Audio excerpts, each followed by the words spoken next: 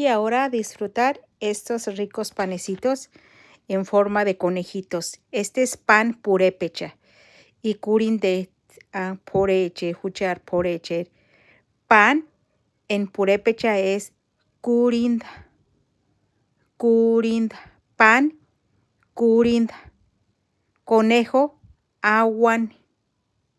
Conejo, aguan. Aguan. Conejo, aguan. Graje. Y me mandaron estos conejitos de mi lindo y querido Ichan.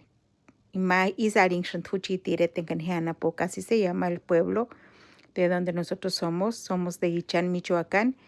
Y vivimos aquí en California. Y esto me lo mandaron mis hermanas. Una de mis hermanas.